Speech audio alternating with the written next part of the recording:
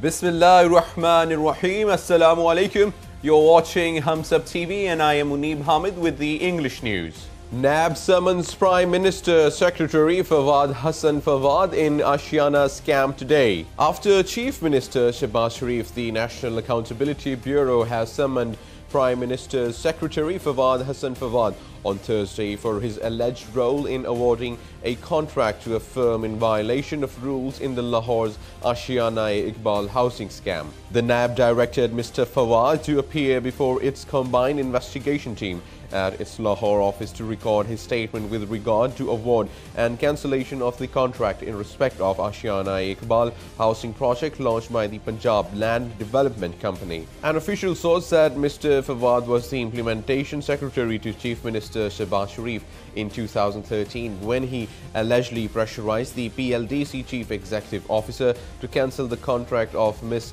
Lateef and Sons and award it to other firm.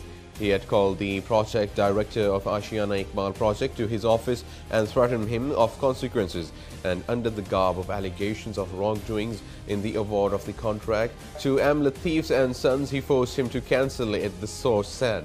NAB seeks ban on foreign travel of Sharif family. National Accountability Bureau on Wednesday sought a ban on travel abroad of ousted Prime Minister Nawaz Sharif, his daughter Maryam Nawaz, and son-in-law retired Captain Muhammad Safdar a day before an accountability court takes up their applications seeking exemption from personal appearances as they want to visit ailing former First Lady Kulsoom Nawaz in the United Kingdom. An official handout released by NAB said the Bureau had asked the Interior Ministry to place Mr. Sharif and his family members on the exit control list since they were facing references in the accountability court. Mr. Sharif, Maryam and Captain Safdar filed the applications in the accountability court on Tuesday seeking exemption from personal appearance till March 3rd. Their counsel, Amjad Parvez, had informed the court that Mr. Sharif's spouse was in critical stage and she needed the presence of her husband and family members there. He assured the court of Mr. Sharif's return and reminded it that he had earlier returned after inquiring after the health of his wife. Pakistan Tehreek-e-Insaf's chief Imran Khan files application for acquittal exemption from appearance in anti-terrorism court. Pakistan Tehreek-e-Insaf's chief Imran Khan on Thursday filed two applications in an anti-terrorism court in Islamabad for acquittal and exemption of appearance in hearings pertaining to the 2014 Parliament and Pakistan television tax cases. Babar Awan, counsel for Imran, did not appear in court today, and the arguments for and against the applications will be heard as the case proceeds. The court has been adjourned till February 26. While addressing the media outside the court, Imran stated that former Prime Minister Nawaz Sharif is pressurizing the judiciary and courts to grant him a national reconciliation ordinance. Nobody is above the law, he added. The sanctity of law shall be upheld in the country. Imran believes those who are pretending to be victims are in fact the mafia of corruption. He also believes that the country's foreign policy failed as Pakistan's name is put under the Financial Action Task Force Global Terrorist Financing Watch List, which raises questions over the government's credibility.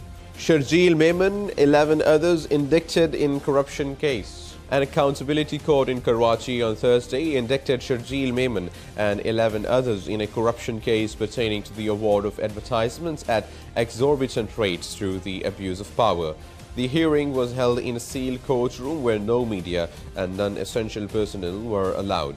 All the men indicted in the case pleaded not guilty to charges of corruption. The hearing was adjourned until March 3rd when the court will start hearing witnesses' testimonies in the case. A team from NAB had taken Memon and his accomplices into custody on October 23, 2017 after the Sindh High Court had rejected his bail plea in a corruption case. Following the rejection of his bail plea, Memon had held for hours in a courtroom to avoid arrest as his team explored their options, but could not stave off the inevitable for long.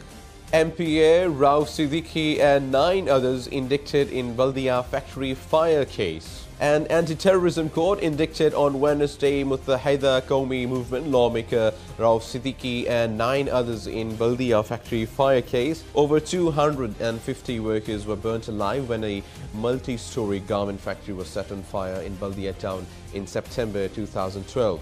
The judge of ATC 7, who is conducting trial at the judicial complex inside the central prison, read out the charges against MQM MPA Rauf Siddiqui, then MQM sector in charge Abdul Rahman alias Bhola, Zubair alias Charia, Dr. Abdul Sattar Khan, Hyderabad-based businessman Umar Hassan Qadri, Iqbal Adim Khanum, and the ill-fated industrial unit's 4 gatekeepers Shahrukh Fazal Ahmed, Arshad Mahmood and Ali Muhammad. United States Secretary of State Rex Tillerson heads to Ankara to ease Turkey tensions. U.S. Secretary of State Rex Tillerson arrives in Turkey on Thursday seeking to ease tensions with its NATO ally that have reached fresh heights over Ankara's ongoing operations inside Syria. During his 2-day trip to the Turkish capital, Tillerson, who last visited in July 2017, will hold talks with Foreign Minister Mevlut Cavusoglu and President Recep Tayyip Erdogan. Turkey's operation against a Kurdish militia in Syria has added a potentially insurmountable new problem to the litany of issues clouding the relationship between Washington and Ankara. Analysts said that the level of tensions was similar to 2003, when Turkey refused to let U.S. troops operate from its territory for the Iraq War, or even the aftermath of Ankara's invasion of Cyprus in 1974. Turkey's operation against the People's Protection Units, which Ankara blacklists as a terror group, has seen troops fighting a militia which is closely aligned with the U.S. in the battle against militants, and Erdogan has further upped the ante by warning U.S. troops to steer clear of Manbij, a YPG held town east of Afrin, where the main operation is happening, raising fears of a clash. South African President Jacob Zuma resigns, forced out by own party. South African President Jacob Zuma resigned on Wednesday as the ruling ANC party finally turned against him after 9 years of corruption scandals, economic slowdown and falling popularity.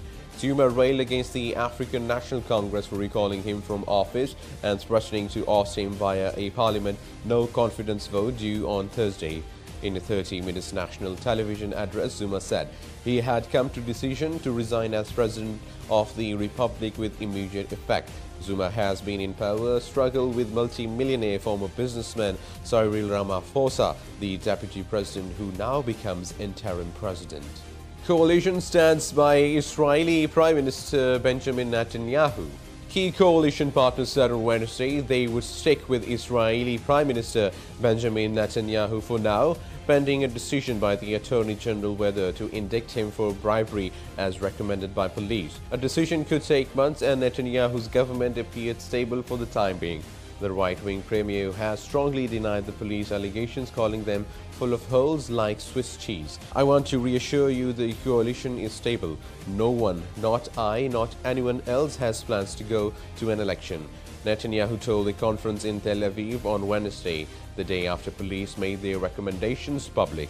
We will continue to work with you for the good of Israel's citizens until the end of term, he said. Police on Tuesday said they had found sufficient evidence for the 68-year-old Netanyahu to be charged with bribery in 2 separate cases, presenting him with one of the biggest challenges to his long dominance of Israeli politics. It is now up to the Attorney General Avichai Mandelblit, a former military advocate general and ex-cabinet secretary who was appointed to the country's top legal post by Netanyahu, to decide whether to file criminal charges.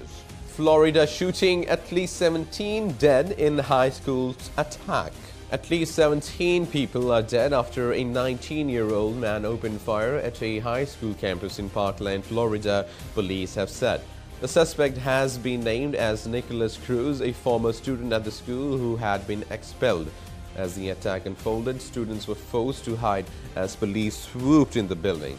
It is the deadliest school shooting since 26 people were killed at Connecticut school Sandy Hook in 2012. It is the 6th school shooting incident in 2018 that has either wounded or killed students. French forces kill at least 10 militants in Mali, military sources. French air power on Wednesday killed at least 10 militants in northeast Mali near the border with Algeria, local and foreign military sources said. French forces on Wednesday led at least one raid near Tinzait Outin at the Algerian border against the terrorists, a local Malian military source told. There were at least 10 deaths and 2 vehicles were destroyed. An ex-colonel in the Malian army who had defected, who is close to the militant's leader, was killed in the raids, according to an army statement. This was the base of the head of the network, Iyad Aghale, at Tinaza Chouin, which was the main target of the operation, a foreign security source in Mali told. And now the sports news. Bayliss won't rush Stokes back into ODI 11. England coach Trevor Bayliss has welcomed the return of Ben Stokes but said the all-rounder is unlikely to play the first one-day international of the New Zealand series. Stokes pleaded not guilty to a charge of affray at Bristol Magistrates Court on Tuesday and will join his England teammates this week in Hamilton ahead of their 5-match series starting February 25th. And now the weather update for the next 24 hours. Mainly cold and dry weather is expected in most parts of the country. Light rain, light snow over the hills is expected at a few places in Gilgit-Baltistan and Kashmir. And that is the end of the news. For more news and analysis, please keep watching Hums Up TV. Take care.